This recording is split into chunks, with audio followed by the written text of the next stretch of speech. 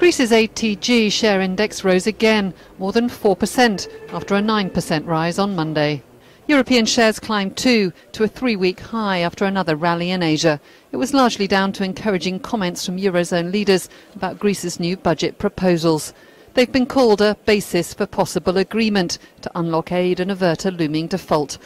But BGC's market strategist Mike Ingram isn't convinced the numbers add up. You're still getting the creditors demanding a ramp up in primary surpluses generated by Greece to 3.5% of GDP over the next 3 or 4 years. I'm not sure how doable that is. You need to bear in mind that even before Syriza came in, the previous government also failed to meet last year's fiscal targets by quite a considerable margin. The proposals include higher taxes and welfare charges and steps to limit early retirement. But pensions and wages won't be cut, meaning Greece's Prime Minister hasn't rubbed out any promised anti-austerity red lines.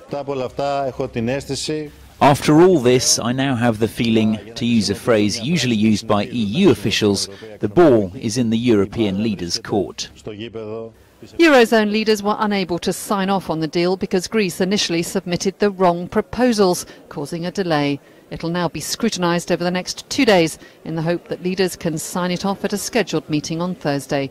But even if they do, there are many concerns. Most of the bailout money will end up being paid back to the lenders themselves. It won't do much for growth or Greece's crippling debt problem, a fact acknowledged by IMF chief Christine Lagarde. An enormous amount of work remains to be done. This is certainly not the end of the road. Greeks weren't getting excited either, and some lawmakers in Athens were far from happy, warning the proposals might be rejected. The newspapers reflected the many views towards a painful compromise, read one headline. Bailout shock, said another. One at least suggested progress of sorts, calling the New Deal simply a passport to an agreement.